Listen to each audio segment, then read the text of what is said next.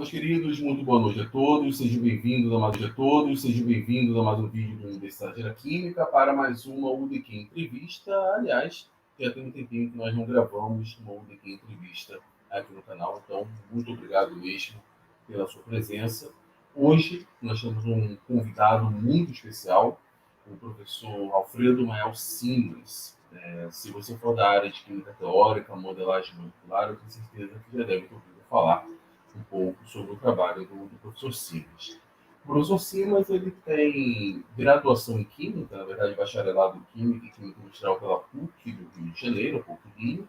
O seu mestrado foi desenvolvido na Unicamp e o seu doutorado na Queen's University em Kingston, em Ontário, no Canadá, onde ele também fez o seu curso de pós-doutorado. Hoje, o professor Simas ele é professor titular do DQF, o Departamento de Química Fundamental da UFPE, Universidade Federal de Pernambuco, além de ser membro efetivo da Academia Pernambucana de Ciências. O professor Simas tem um currículo muito extenso, com dezenas de publicações e artigos científicos, além de ter milhares de citações dos seus trabalhos em outros artigos. Com certeza, temos hoje, na Universidade da Química, um dos maiores químicos brasileiros em atividade e, com certeza, um dos maiores químicos teóricos. Bom, com muito prazer comigo, professor.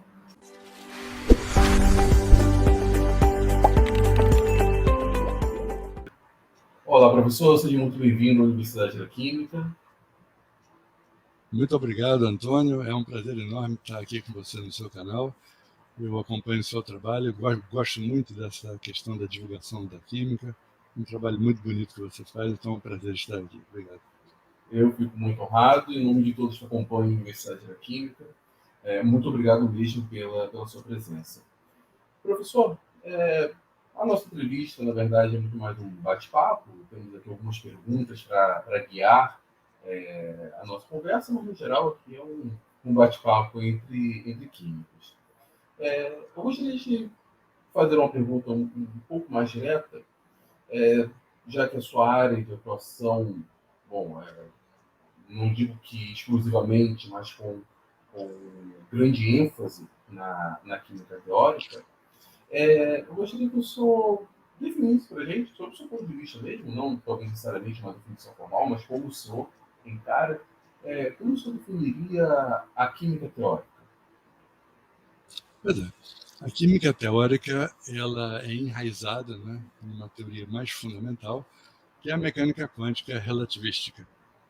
Vamos começar entendendo isso, né?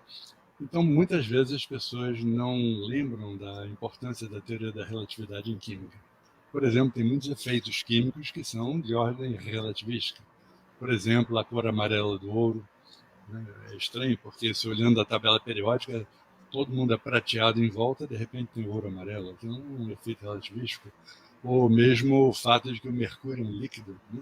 Se você fizer as contas teóricas tentando ver o ponto de fusão do mercúrio sem levar em consideração o efeito relativístico, você chega a 80 graus Celsius aproximadamente, o ponto de fusão.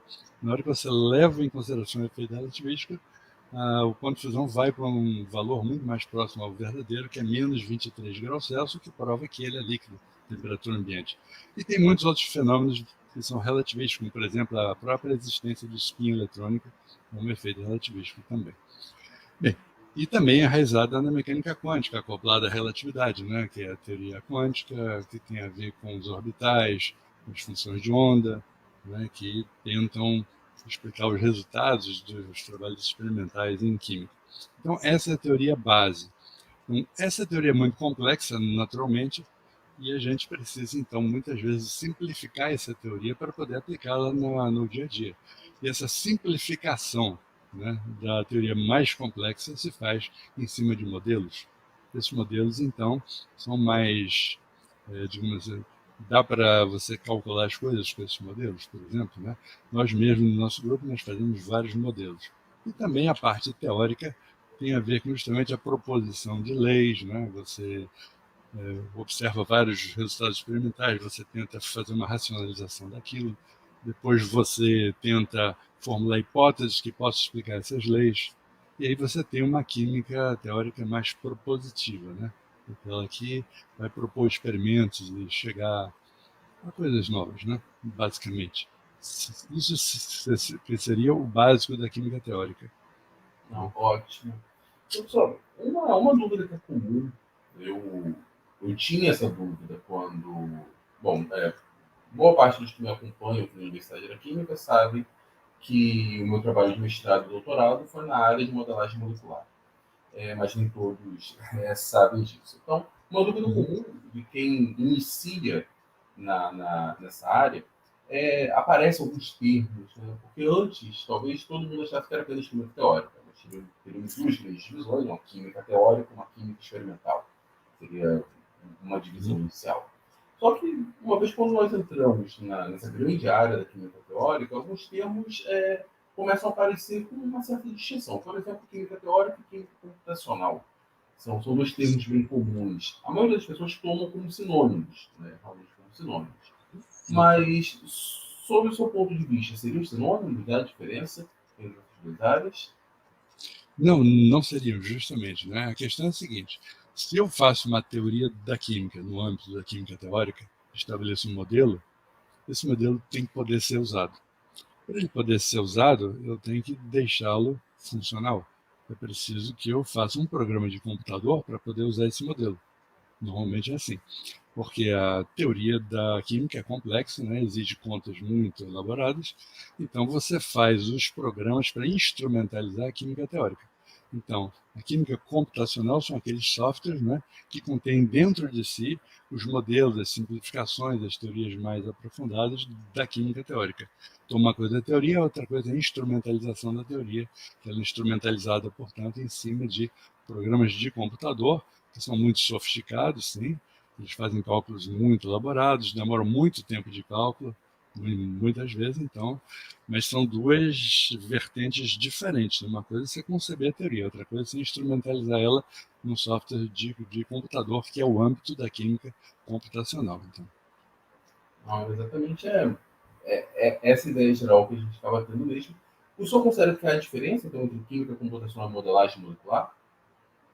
A modelagem molecular é, digamos, a ideia de você fazer os modelos de moléculas. E esses modelos têm que ser codificados num algoritmo, né, para poder ser, para que eles possam ser usados. Então, essa modelagem é uma parte da química teórica, da química computacional, teórica no modelo e computacional na implementação. Com certeza, né? O senhor comentou bastante sobre a implementação de código, escrever o código. Vamos comentar um pouco mais à frente, porque isso já está relacionado também ao trabalho do senhor e do seu grupo, mas só para chamar a atenção que não é digamos assim, um aspecto muito comum dentro de quem trabalha, por exemplo, com modelagem molecular ou química computacional, enfim. Encontramos um número maior de pessoas que desenvolvem trabalho de pós-graduação, como foi o meu caso, muito mais ali focado em rodar um determinado cálculo, obter aquela informação, interpretar aquela informação, dar um significado para aquela informação, mas não necessariamente preocupado em como que aquele código foi escrito, ou o que há por trás daquilo, e eu acho que o número de pessoas preocupadas com isso, que de fato trabalham nessa área, é muito pequeno, né, quando comparado com o todo. Acho que daqui a pouquinho nós vamos conversar um pouco sobre o trabalho do senhor, mas antes, deixa eu fazer uma pergunta. Como o senhor enveredou por essa área? Como o senhor chegou, escolheu esse caminho, né? Escolheu especificamente a área de, da química teórica? Aliás, primeiro como o senhor decidiu fazer química, ainda jovem, dentro de graduação, e posteriormente avançar na área de química teórica? Isso é muito interessante, né? Minha escolha pela química se deu com um incidente interessante, né? Eu, quando tinha 6 anos de idade, eu fui na festa de aniversário de um primo, e aí ele tinha ganho naquela festa um conjunto de química. E aí começou a usar aquele conjunto, fazendo experimentos aqui, eu via a água mudando de cor, umas mudanças de cor assim interessantes, e fiquei muito, assim, digamos assim, impressionado com aquilo, né? Impressionado. Aí chegando em casa, eu pedi para o pessoal, não, eu quero ganhar também um kit de química. Aí me deram um kit de química bem mais completo, né? E para eu brincar, e tinha, como eu disse, tinha umas lamparinas, umas coisas assim, tinha fogo no processo, e aí eu tinha só 6 anos, era obrigado a brincar isso com a assistência do meu pai, né? Eu ficava querendo brincar e só podia brincar quando ele chegasse, se tivesse tempo. Mas era muito interessante, eu fui me interessando muito por essa parte, que eu acho que é central no interesse da química, né? Você tem um certo fascínio pelo fenômeno químico. Aí, com o tempo, eu fui fazendo laboratório em casa e tudo isso.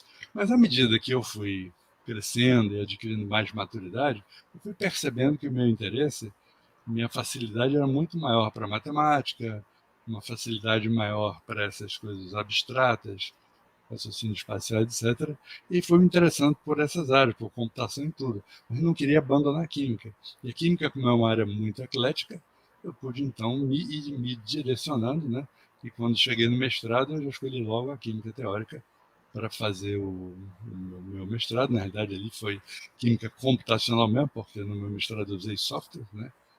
E depois é que eu fui, então, para o doutorado, onde eu comecei a fazer realmente escrever softwares para que tivesse implicação para fenômenos químicos, né? E aí foi me especializando, porque a química é muito eclética, ela deixa você fazer praticamente o que você quiser. Então, a minha vertente matemático-computacional me jogou nessa direção, mas sem abandonar o fenômeno químico em si, né? Que é o que me impressionava. Então, foi um detalhe, quando o senhor tinha seus 6 anos de idade, Isso. 7 anos. Então, isso é interessante, porque, bom, eu tenho a impressão, e eu fiz parte desse grupo, vou comentar agora, a maior parte dos alunos que tem o curso de Química, ou um número significativo deles, iniciam o curso de graduação sem saber exatamente o que estão querendo. Muitos, talvez, decidiram de última hora prestar concurso para Química, hoje o Enem, na época o vestibular para Química, talvez porque achou uma disciplina interessante e era legal, mas sem muita noção. Eu, pelo menos, fiz parte desse grupo e eu acho que ele é bem representativo no plano da história. Poucos são, eu considero que já vão direcionados, né? Já queriam fazer química, já compreendiam um pouco mais. Não tenho, enfim, eu conheci alguns colegas já bem direcionados, ou alunos já bem direcionados, mas é um número relativamente pequeno.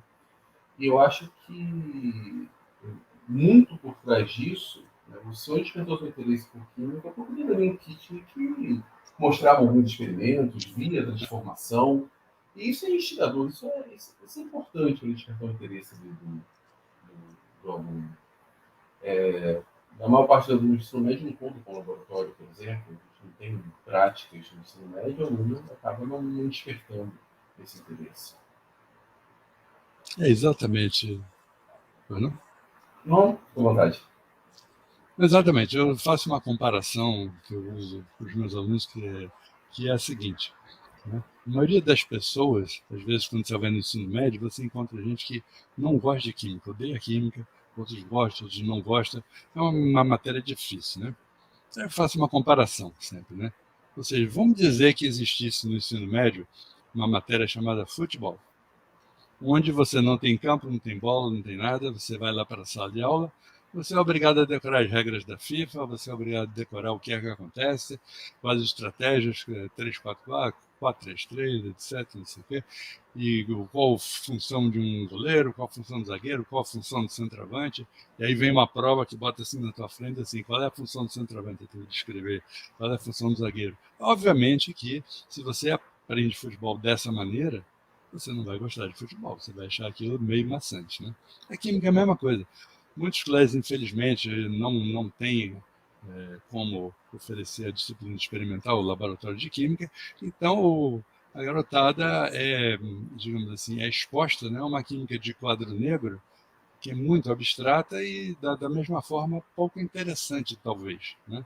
Seria mais interessante se você pudesse ver os fenômenos químicos primeiro, depois você vai para o quadro negro para tentar entender o que é que está acontecendo. Mas tem que haver o fascínio pelo fenômeno químico.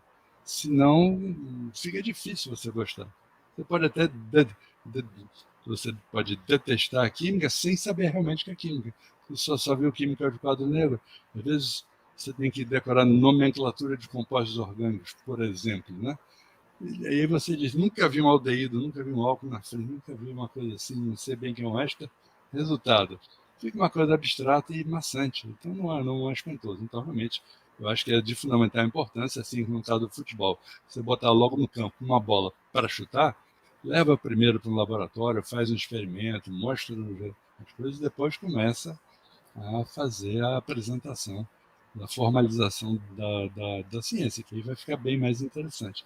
Mas esse é o problema. Então, o aluno, muitas vezes, se nunca viu o experimento químico na frente, ou ele não gosta, ou se ele escolheu química em cima de uma fantasia, né, que ele faz e que talvez possa se confirmar ou não. Isso é o problema. Nós temos um curso que tem um número considerável de evasão de alunos. Alguns deles porque tinham uma ideia do que era o curso, por exemplo, fazer alguma. Não tinham um mínimo de experiência de vida e alguns deles já acabam abandonando. Mas, professor, gostaria de comentar mais alguma coisa a esse respeito? Não. Mais ou menos isso mesmo. Eu acho que o fascínio pelo fenômeno químico é fundamental para despertar o interesse na química. Né? Sim, perfeitamente. Professor, agora focando um pouco mais no seu trabalho. Talvez seu trabalho atual, mas não apenas o seu trabalho atual, né? Talvez o que o senhor tem trabalhado, desenvolvido sobre um grupo longo da sua carreira acadêmica. Então, talvez depois de sua graduação, do seu mestrado, doutorado, ou após o seu doutorado, o que essencialmente o senhor tem feito? Pois é uma história um pouco longa, mas eu vou tentar resumir aqui, né? No mestrado eu fiz a parte de farmacologia quântica, né, que é justamente você fazer uma pré-seleção de muitos compostos para determinar que compostos poderiam ter uma determinada atividade biológica. Foi um trabalho simples, interessante para a época, né, onde nós fazíamos cálculos muito simples para hoje em dia, mas eu usava uma grande parte do computador da Unicamp na época. Naquele tempo os computadores eram lentos. Só título de curiosidade, qual foi o ano e qual era o modelo de computador? Era 1976, 77, o modelo era o CNDO. E eu calculava várias moléculas que eram candidatos a antibióticos, né? E o cálculo de cada molécula, só na geometria dela, sem variar a geometria, demorava assim uns 40 minutos. Eu tinha que calcular vários números, né? Num computador que era basicamente único para a Unicamp inteira, que era o PDP-10. Então, você vê como as coisas evoluíram de lá para cá, né? Evoluíram muito. E ainda tinha memória de núcleo, sabe aquela memória que tem um imãzinho assim, que passa um fio por aqui, um fio por aqui. É muito antiga a coisa, né? Aí depois eu fui para o doutorado, né, no Canadá, e lá então nós fizemos programas para calcular espalhamento de fótons por moléculas, né? Era basicamente o que a gente fazia na época. Era muito interessante, porque os fótons mudavam de cor quando entravam em contato com as moléculas, e essas mudanças podiam ser calculadas. Isso me deu muita experiência em programação. Né? Aí, quando eu retornei ao Brasil, evidentemente, eu vou fazer uma coisa que é mais adequada à realidade daqui, não uma coisa que é mais adequada à realidade de lá.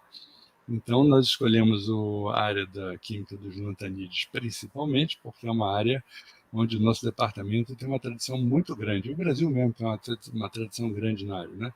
E é uma área em que nós poderíamos dar uma contribuição, porque praticamente não havia muita química teórica nessa química dos lantanídeos.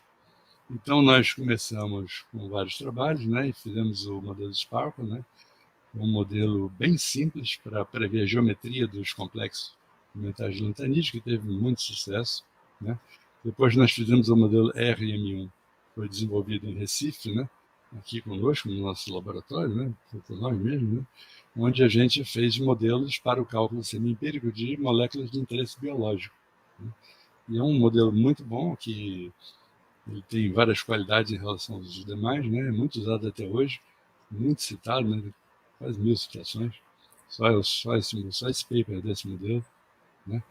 E depois nós fizemos também, nós pegamos esse RM1 e colocamos orbitais nos complexos lantanídeos e podemos prever a geometria dos complexos. E mais recentemente, né, nós mostramos uma coisa importante, que é a questão da complexidade da estereoisomeria dos complexos de lantanídeos. Parece meio complicado quando eu falo assim, mas é o seguinte: um complexo de lantanídeo é como se fosse um metal aqui, uma bolinha carregada, com ligantes orgânicos em volta dele.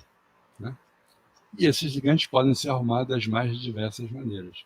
Nós provamos, através de matemática combinatória, e o número de maneiras com que eles podem se organizar é muito grande, depende da simetria dessa molécula, depende de uma série de coisas que não eram percebidas até então, né?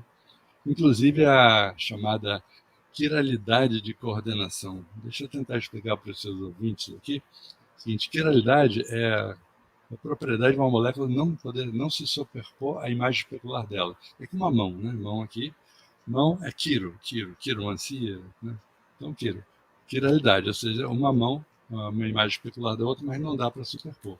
Então, você tem moléculas que têm essa propriedade, elas não são superponíveis na imagem especular. Isso leva a uma série de propriedades químicas e biológicas, bioquímicas. Então, no caso do átomo de carbono, todo mundo sabe, em princípio, que você pode ter um par de enantiômeros, uma regra bem simples, ou seja, ligando 4 substituintes diferentes, você tem uma quiralidade naquela molécula, no átomo de carbono, né? Agora, no caso do metal de um complexo metálico, especialmente no lantanídeo, é muito difícil, porque não existe uma regra simples, né?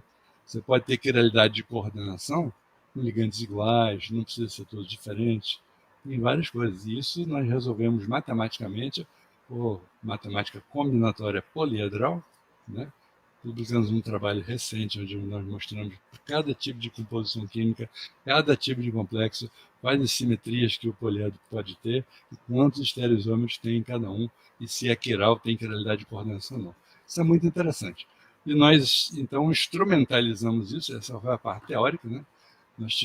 Para fazer isso, nós tivemos que fazer uma matemática toda complexa, né?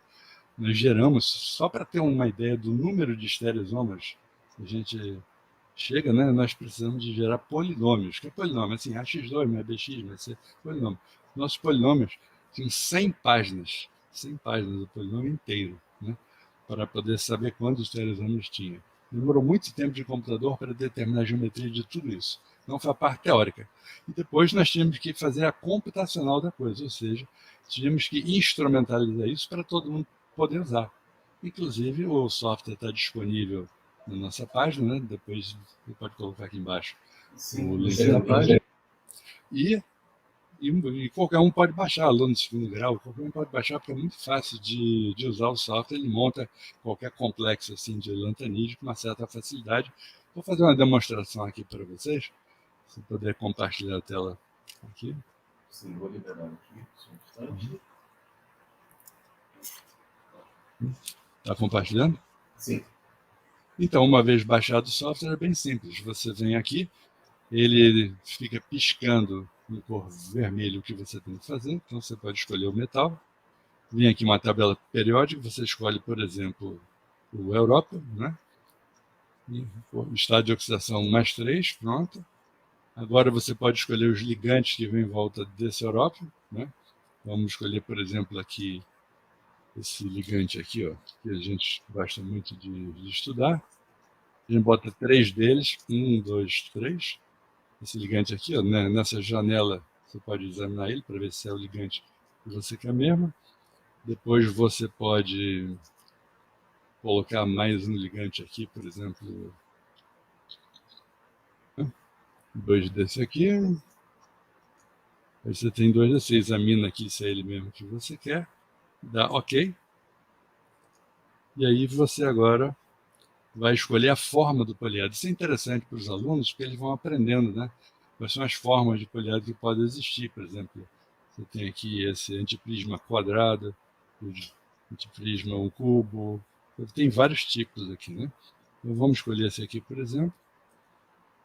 E uma vez escolhido, a gente vai escolher a simetria que ele tem, no caso C1. Né? E aí ele faz um cálculo rápido aqui, e automaticamente já mostra aqui na tela a geometria do complexo, que a pessoa pode examinar, pode ver como que ficou, pode aumentar, etc. Né? Pode ver como é que é o elipsoide que envolve a forma do poliedro, uma série de outras propriedades interessantes. Né? Você vê que ele é quiral, então eu posso fazer de repente para ele trocar o enantiômero para apresentar o outro enantiômero aqui. Ó. Esse é o outro enantiômero. Então mostra que ele tem quiralidade de coordenação. É muito simples. E a partir daqui, Se você é um químico inorgânico que quer fazer um cálculo posterior, você pode salvar essa geometria, né, na forma de na forma que você quiser, né? Para Mopac, para games, para Gauss, etc. Isso, se você for um químico teórico, você pode ir para frente. Se for um experimental, você já sabe qual é a forma do complexo, qual é a simetria dele. Então, um software simples, qualquer um pode baixar. Eu convido o aluno interessado a baixar o software justamente para aprender um pouquinho de química de coordenação de Lantanide. Né? Extremamente interessante, professor. Professor, por gentileza, pode voltar na tela na sua apresentação de novo? Pois não? É que eu fiquei com curiosidade aqui, o senhor definiu ali o grupo de pontos, caso não tenha simetria, né, seria o seu mesmo. E ali a outra caixa embaixo é o permutation, né? E tínhamos ali alguns valores, que o senhor selecionou especificamente esse.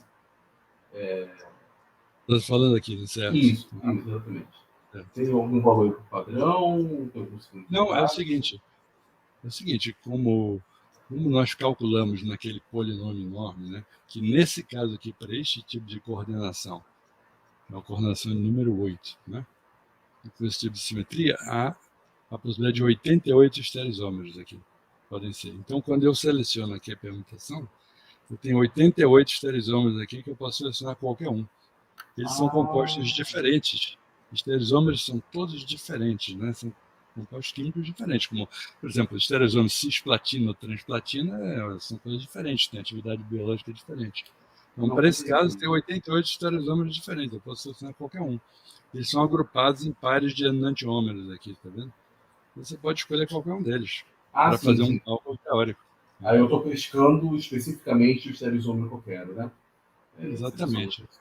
Outra dúvida também que surgiu. O senhor selecionou alguns ligantes, que acredito que faz conjunto de ligantes bem conhecidos.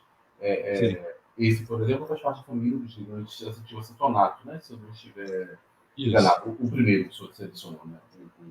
Sim, no caso. Isso. Tem a possibilidade de eu criar o próprio ligante? Não, ele já vem ali com esse banco de dados que eu pré-seleciono. Você pode adicionar ligante, né? Você pode adicionar um ligante. Existe a possibilidade de você fazer isso, e nós temos um vídeo no YouTube que ensina exatamente como colocar um ligante do seu interesse. Agora, se o ligante já foi publicado, então é só mandar um e-mail para nós, que nós mesmos fazemos o ligante e colocamos na próxima atualização do banco de dados. Porque esse banco de dados de ligantes, Antônio, ele é atualizado o tempo todo como se fosse um antivírus, né? Ou seja, toda vez que aparece um vírus novo, o antivírus atualiza, né? Aqui também é a mesma coisa. À medida que ligantes novos vão surgindo, quando você ligar o programa e começar a executar, ele vai tentar atualizar o banco de dados com os ligantes mais recentes, e ele atualiza, então o banco de dados de ligantes está sempre aumentando. Muito legal. Esse é o Complexibility. Exato. O senhor tem ideia de quantas pessoas estão envolvidas no trabalho, quantos alunos, quantas horas gastam, no caso, horas não seria exatamente a escala adequada, né? Mas quanto tempo foi gasto para...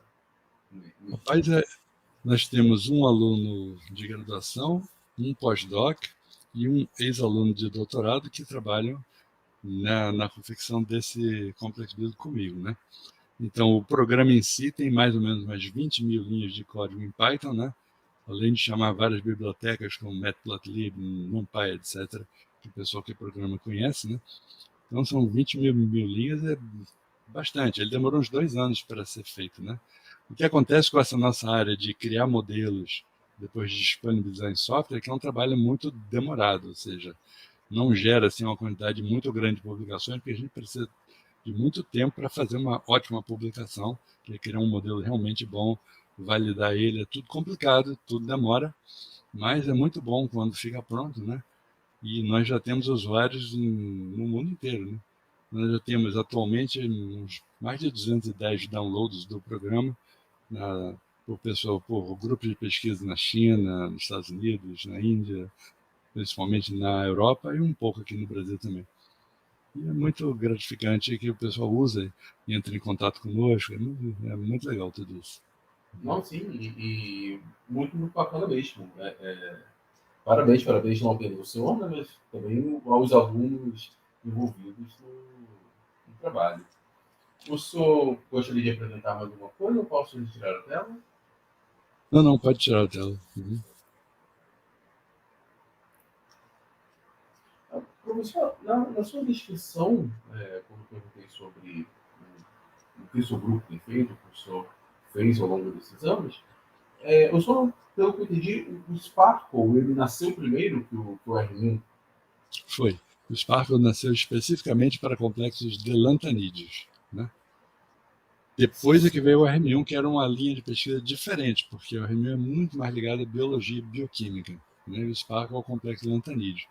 Posteriormente, é que nós juntamos o Sparkle com o RM1, isso aí, juntamos o RM1 com o lantanídeo, né? Isso é um modelo bem melhor que o RM1 para lantanídeo. Foi publicado e está disponibilizado em softwares tipo Mopac, etc. Software de química computacional por aí.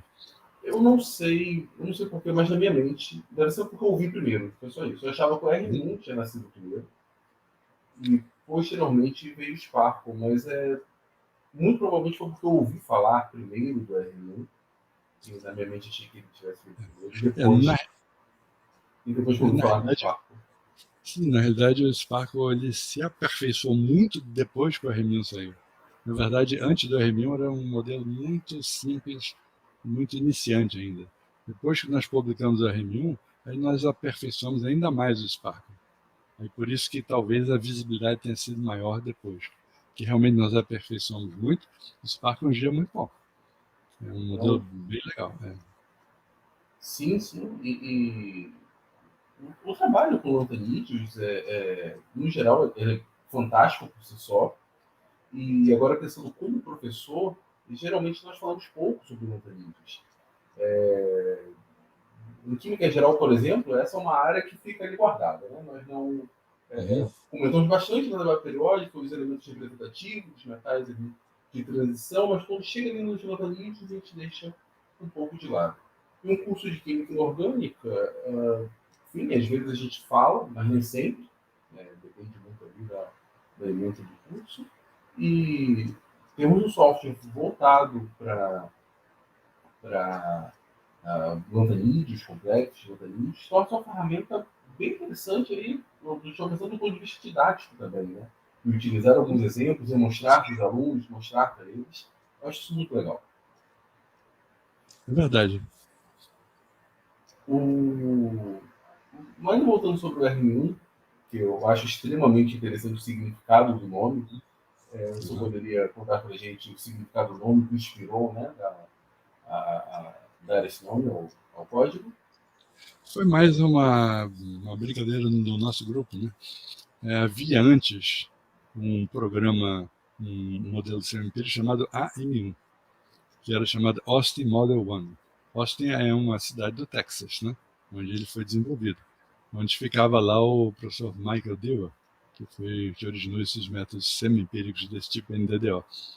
E esse método era Austin Model 1. Quando a gente fez o RM1 aqui em Recife, nós fizemos lá no nosso computador, vimos ele nascer e tudo. Disse, vamos fazer uma piada, vamos botar de RM1 então. Para dizer que é Recife Model 1 para fazer um paralelo à coisa e para também garantir uma percepção de que é nosso, né? Por que não? Aí fizemos isso e pegou. Foi uma sigla simples, né? Pegou. Não, eu achei fantástica a ideia, demais mesmo. Há cerca de um ano e meio, quando eu estive em Recife, um pouco mais de um ano e meio, fui até ao FPE. Na verdade, entrei no campo, já estava fechado na história, né? Porque pandemia. Mas eu fui até não sei exatamente qual a nomenclatura que vocês utilizam, o Instituto de Química, o prédio. CCN, Centro de Ciências Exatas do Departamento de Química Fundamental. Enfim, mas eu fiz questão de ver, né, de conhecer, e me lembrar lá do R1, né? O modelo criado na cidade de Recife, né? Recife. Eu achei fantástica a ideia, essa brincadeira que o senhor fez. Professor, bom, hoje com toda a experiência que o senhor tem, todos esses anos atuando como profissional da área de química, como pesquisador, como professor, o que o senhor julga que seja necessário para o aluno, pensando somente no aluno de ensino médio, que ainda não decidiu exatamente se vai fazer química ou não, mas também pensando posteriormente se alguém já decidiu fazer química, deveria dar pela área de química teórica, ou mesmo química computacional. O que o senhor julga necessário? Que características, enfim, que personalidade talvez esse aluno pudesse ter que facilitaria seguir por esse caminho? Para a química teórica e computacional, ele teria que, mais ou menos, ter um fascínio pelo fenômeno químico, porém ter uma facilidade para o pensamento abstrato, né? Para a abstração da parte teórica.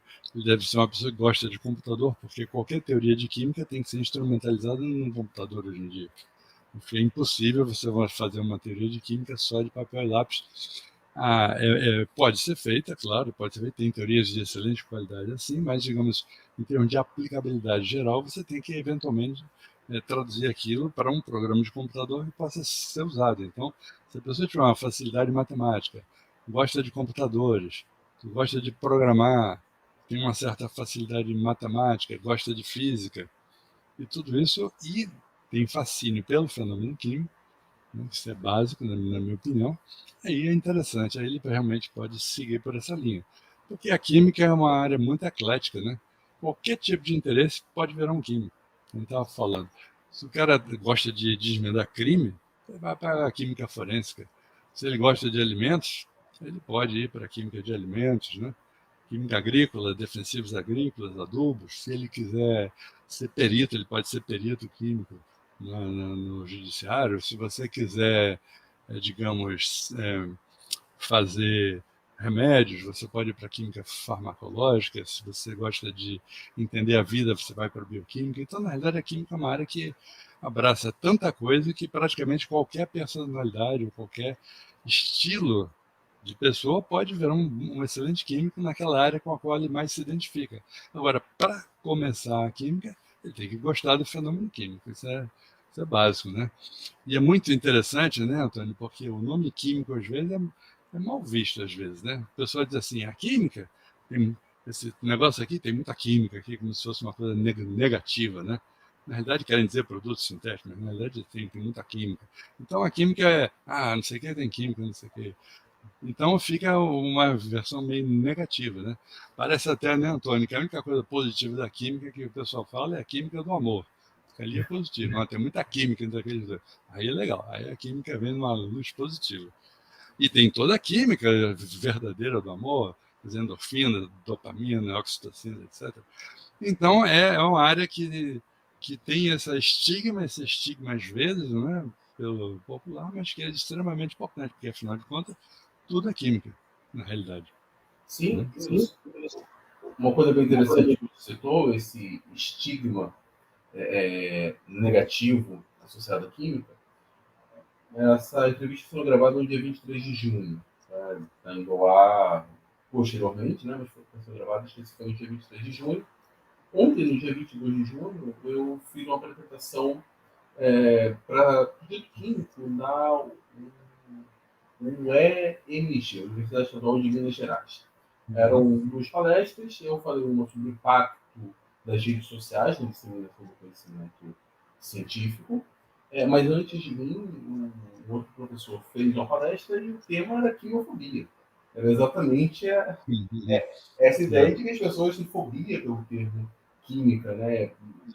É uma área ruim, química é sempre relacionada a alguma coisa que vai causar câncer, ou vai prejudicar o meio ambiente, tem sempre uma conotação muito ruim, porque em parte das pessoas não conhecem, não tiveram a oportunidade de conhecer, ou na pior das situações, mesmo aqueles que tiveram ensino médio, tiveram a oportunidade de conhecer química, não passamos de forma adequada, enfim, ele saiu do ensino médio achando que química era ruim, o que é algo horrível, né, no final da história, porque ele deveria ter visto química importante, né? A nossa mera existência, ou o mínimo de conforto que nós temos hoje, deve ser o avanço da Claro. E o câncer é curado muitas vezes por quimioterápicos, que é pura química também. sintético. E agora tem uma coisa interessante também, você perguntou sobre essa área da química teórica e computacional que o aluno pode querer seguir, né? Muitas vezes, quando você está no ensino médio, né, as pessoas falam assim, química não tem matemática, não. Química é só a regra de 3 e 4 operações, tá bom. Basta a regra de 3 acabou, né? Então, não, isso está longe de ser verdade, né? Na realidade, a matemática da química é muito mais complexa do que se pode imaginar, muito mais do que aquela que um engenheiro eletrônico aprende na sua graduação. É muito semelhante à matemática de um físico, né? Naturalmente, com especificidades. Como no nosso caso, a gente usa topologia bem pesada para fazer o nosso trabalho, você tem equações diferenciais, álgebra linear, uma coisa muito complexa mesmo. Então, a química está longe de ser aquele negócio de regra de 3 e 4 operações e proporcionalidades apenas, né? É outro estigma que tem, às vezes, pelo aluno de segundo grau, que cabe desmontar aqui, né? A química É, tem muitos desdobramentos. Né? Muitos desdobramentos. essa química é só regra de três, é dos mesmos criadores de que química orgânica é facinho, é só nomenclatura. Exatamente. Tá na mesma linha. É. Professor, nós conversamos um pouco antes, né, para quem está assistindo agora, eu conheci o professor Simas há um pouco mais de uma década. Foi um encontro da SBQT, o Simpósio de Química, Simpósio Brasileiro de Química Teórica, em Ouro Preto, e o professor Simas fez a palestra de abertura do simpósio. E, enfim, foi uma palestra fantástica, eu gostei muito. Eu comentei com o professor anteriormente que ela foi muito importante para tomar algumas decisões na época como aluno de doutorado. Mas o professor Simas ele falou uma frase que, para mim, foi muito impactante. Nós olharmos com uma certa distância, mas é óbvio que é isso. Mas não é tão óbvio, não. Por vezes nós acabamos nos perdendo nesse sentido. E a frase foi que o químico teórico ele não deve se limitar, ele não é apenas alguém que está ali para confirmar os dados experimentais. Ele não está apenas para fazer algumas contas, utilizar alguns modelos, e o grande objetivo é só confirmar o resultado experimental. O trabalho muito teórico vai muito além disso. Eu gostaria, se possível, professor, que o senhor discutisse um pouco mais sobre essa frase. Isso, a gente normalmente, às vezes, escuta a ideia de que, na teoria, vamos calcular para ver se bate com o experimental. É interessante, é ótimo, mas, digamos assim, é um pouco útil, na minha opinião. Na minha opinião, é muito mais interessante você ter uma química teórica propositiva. Eu vou dar um exemplo simples, né? Vamos dizer que eu tenho uma teoria para explicar por que choveu ontem. Então, toda vez que chegar hoje, eu explico por que choveu ontem ou por que não choveu ontem. Ótimo. Mas quando eu vou tentar prever se vai chover amanhã, eu não consigo nunca. Eu digo que vai chover e não chove, quando eu digo que chove, não chove, quando não chove, chove, etc., não dá certo. Então, o que adianta eu explicar se eu não consigo prever? Né? Então, a tentativa, você observar o passado para você entendê-lo, é sempre com vistas ao futuro. Então, a nossa química teórica é propositiva. Nós fazemos modelos e teorias para propor coisas novas. Né? Fazer o design de estruturas moleculares novas com propriedades específicas, por exemplo. Eu quero uma molécula que tenha essa propriedade assim, assim, assim. Vamos para o computador tentar fazer o design dessa molécula. Por isso que o nosso laboratório se chama Laboratório de Arquitetura Molecular. Nós arquitetamos a coisa, depois o pessoal experimental vai tentar sintetizar para ver se aquilo que a gente imaginou vai acontecer mesmo. Então, nossa química é propositiva. Né? É muito fácil explicar, o difícil é prever, nós queremos sempre prever. Nossos modelos, de fato, preveem. Né? E é isso que nós buscamos principalmente. Né? Essa é mais ou menos a nossa filosofia. Sim, sim. Professor, estamos chegando a mais de 40 minutos de conversa, o tempo passa rápido. Infelizmente, não tem como a gente alongar muito mais a conversa, simplesmente porque dificilmente alguém vai ficar mais de 40 minutos, 50 minutos, posteriormente assistindo a entrevista, ali apenas por isso.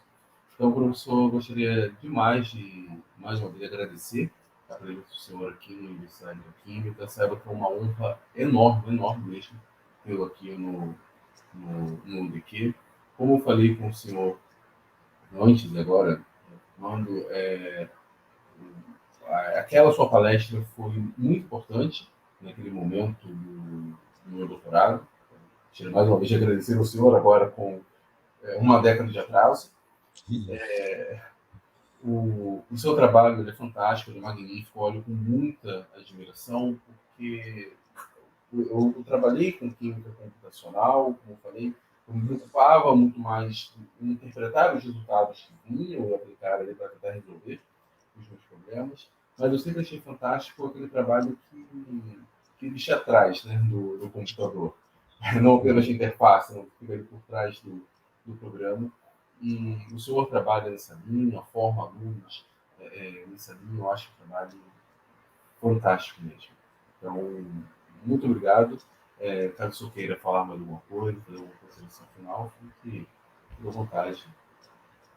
Não, muito obrigado, Antônio, pela oportunidade. E se você está nos escutando aí e quer fazer química, faça, porque vale a pena. Se você tem jeito para a coisa, se gosta do fenômeno, vá em frente, estamos do seu lado.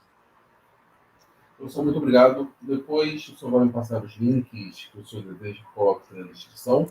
Então, pessoal que estiver assistindo, você pode acompanhar a parte do trabalho do professor Simas no canal dele no YouTube, baixar os programas, vou deixar todos aqui na descrição e também no primeiro comentário, no comentário fixado. Tá bom? Tá bom. Obrigado. Professor, muito obrigado. Pessoal que acompanhou a entrevista, muito obrigado e até a próxima. Até a próxima.